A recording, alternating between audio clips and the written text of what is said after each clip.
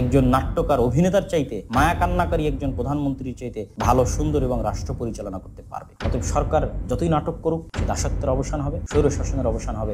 আসসালামু আলাইকুম ওয়া রাহমাতুল্লাহি ওয়া বারাকাতুহু। সম্মানিত দর্শক মণ্ডলী, দেশ ও বিদেশ থেকে যারা বাংলাদেশ এবং বাংলা ভাষাভাষী মানুষ আমাদের আজকের এই আলোচনাটি শুনছেন, তারা অবশ্যই জানেন যে গত 15-20 দিন যাবৎ বাংলাদেশের উপর দিয়ে কি ভয়ঙ্কর এবং ভয়াবহতম দিনগুলো অতিক্রম হচ্ছে।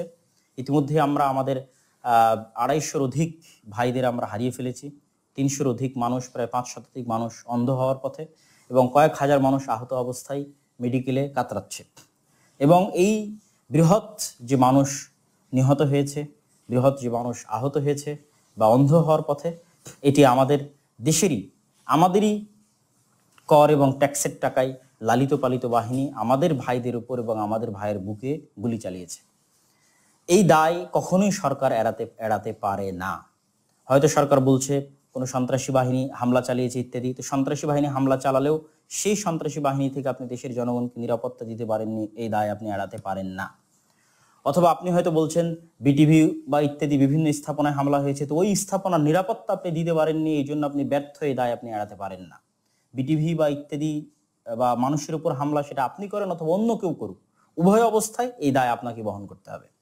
এবং এই জনগণের জীবন এবং জান এবং মালের নিরাপত্তা না দিতে পারা, ছাদে উঠে একটি শিশুর নিরাপত্তা না দিতে পারা, যারা বারান্দায় দাঁড়িয়ে থাকা একজনের নিরাপত্তা না দিতে পারা, জনগণের মধ্যে পানি বিতরণ করা একজনের নিরাপত্তা দিতে না পারা, কার্নিশে আশ্রয় নেওয়া একজন যুবকের জীবনের নিরাপত্তা দিতে না পারা, নির্মম এবং নির্দয়ভাবে গাড়ি থেকে জীবন্ত একজন মানুষকে, শোনা যাচ্ছে সে নাকি সিয়াম অবস্থাতেও ছিল বৃহস্পতিবারের দিন, তাদের এই লাশকে অপমান করত গাড়ি থেকে ফেলে দেওয়া, এই যে ভয়াবহ হৃদয় বিদারক দৃশ্য দেখলে মনে হয় না যে আমরা বাংলাদেশের দৃশ্য দেখছি, বরং মনে হচ্ছে আমরা গাজা অথবা ফিলিস্তিনের দৃশ্য দেখছি।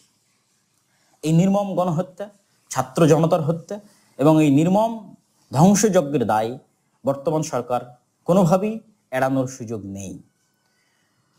আমরা বরং ছাত্র জনতার এই আন্দোলনকে সাধুবাদ জানিয়ে বলতে চাই যে গত 15 বছর যাবৎ যে স্বৈর শাসন বাংলাদেশের মানুষের উপর চেপেছিল, বাংলাদেশের মানুষ কথা বলা ভুলে গেছিল, বাংলাদেশের মানুষ লেখা ভুলে গেছিল, বাংলাদেশের মানুষ তার অধিকার চাওয়া ভুলে গেছিল, এমনকি বাংলাদেশের মানুষ তার জীবনের নিরাপত্তা পর্যন্ত হারিয়ে ফেলেছিল।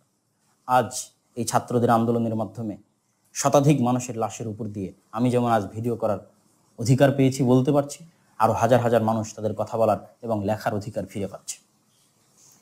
এই জন্য আমি আমাদের এই ছাত্র যোদ্ধাদেরকে আমি স্যালুট জানাতে চাই এবং আমি বলতে চাই যেন আগামীর ভবিষ্যতের বাংলাদেশের তারাই নেতৃত্ব দেয়। আমরা গত 50 বছর যাবৎ যে লেজুর বৃত্তির পারিবারিক দালালির রাজনীতি দেখে এসেছি, এই লেজুর বৃত্তিক পারিবারিক দালালির রাজনীতি আমরা দেখতে চাই না।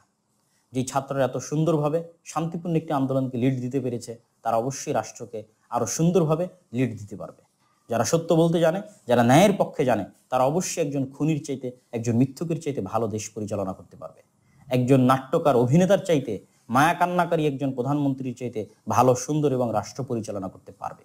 অতএব সরকার যতই নাটক করুক, যতই জঙ্গি নাটক তৈরি করার চেষ্টা করুক, আমরা যদি ধৈর্য ধরে থাকি এবং শান্তিপূর্ণ আন্দোলন অব্যাহত রাখি, তাহলে গণ অভ্যুত্থানের মাধ্যমে, গণবিপ্লবের মাধ্যমে এই দেশে গত 50 বছর যাবৎ মুক্তিযুদ্ধের যে চেতনা বিক্রি করে ভারতের তাবেদার এবং দাস রাজ্যে পরিণত করার চেষ্টা করা হয়েছে, সেই দাসত্বের অবসান হবে, স্বৈর শাসনের অবসান হবে। এক মুক্ত বাংলায়, এক স্বাধীন বাংলায়, এক সাম্য এবং বৈষম্য মুক্ত বাংলায় আমরা স্বাধীন নিঃশ্বাস নিতে পারবো। আল্লাহ সুবহানাহু ওয়া তাআলা আমাদের সেই তৌফিক দান করুক। আল্লাহুম্মা আমিন। আসসালামু আলাইকুম ওয়া রাহমাতুল্লাহি ওয়া বারাকাতুহু। দুর্গম কান্তার মরু দুস্তর পারাবার হে, লঙ্ঘিতে হবে রাত্রি নিশীথে যাত্রীরা হুঁশিয়ার। দুলিতেছে তরি, ফুলিতেছে জল, ভুলিতেছে মাঝি পথ, ছিড়িয়াছে পা, কে ধরিবে হাত, আছে কার হিম্মত? হে আছো জোয়ান, হও আগুয়ান, হাকিছে ভবিষ্যৎ, এ তুফান ভারী, দিতে হবে পারি, দিতে হবে তরি পার।